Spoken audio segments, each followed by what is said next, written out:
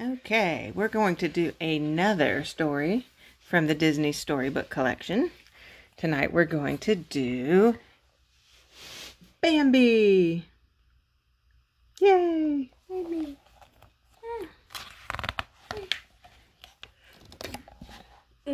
Excuse me. You're excused. One beautiful spring morning, a little rabbit named Thumper woke Friend Owl with some wonderful news. A baby deer had been born deep in the woods. "It's happened!" cried the little rabbit. "A new prince is born!" "What's his name?" asked the animals. "Why, his name is Bambi," his mother replied. Soon Bambi met all the other wonderful animals in the forest. First, Mrs. Quail and her babies stopped to say hello. Then Mrs. Opossum and her family, who liked to hang upside down, smiled at Bambi. Next, a mole poked his head out from the ground to wish Bambi a good day.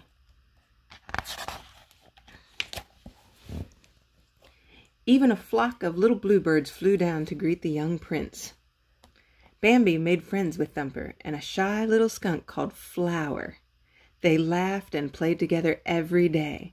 Soon, at the pond in the meadow, Bambi made another friend, a playful girl fawn named Faline.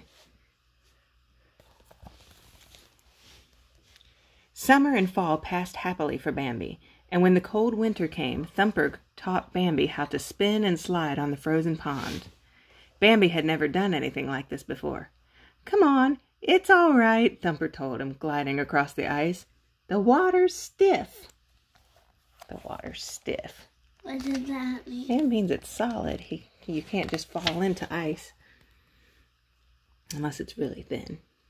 Finally, winter was over, and the spring brought many changes. Bambi had grown into a handsome young buck.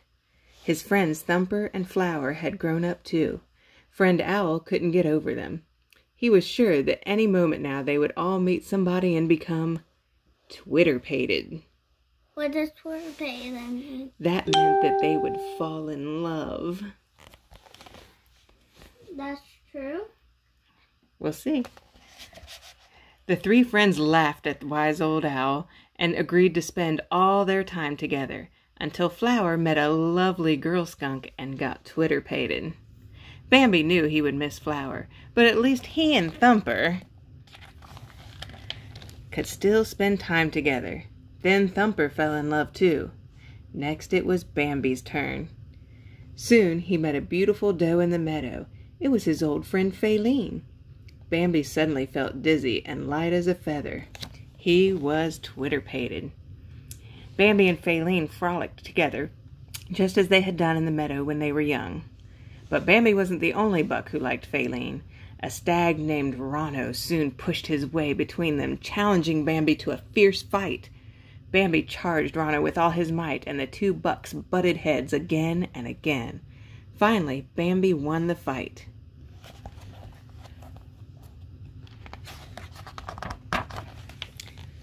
And from that day on, he and Faline were always together. One fall morning, Bambi smelled something strange. Smoke. Just then a majestic stag appeared. It was Bambi's father, the great prince. "The forest is on fire," he cried. "Hurry, we must warn the other animals to run to the river island." Bambi and the prince warned all the forest animals. Then they crossed the river, where they found Faline waiting for them. Bambi and his friends watched as fire destroyed their forest homes and everything around them. After the fire was out, the old stag turned to Bambi. Fire! The fire's out now. After the fire was out, the old stag turned to Bambi. "I must leave you now," he said. "You will take my place as Prince of the Forest." Bambi knew this was a great responsibility, but he was ready to accept it. And Bambi knew that when the last bit of smoke was gone, the animals would bravely rebuild their homes. Fall once again turned into winter and winter into spring. The forest was lush and green and smelled of blooming flowers. Soon Thumper and his little bunnies were waking Friend Owl once again.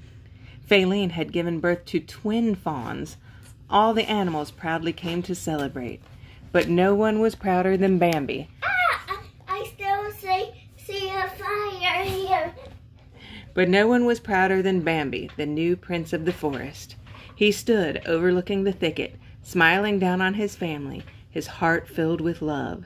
Soon Bambi would teach them the lessons of the forest that he himself learned so long ago. The end.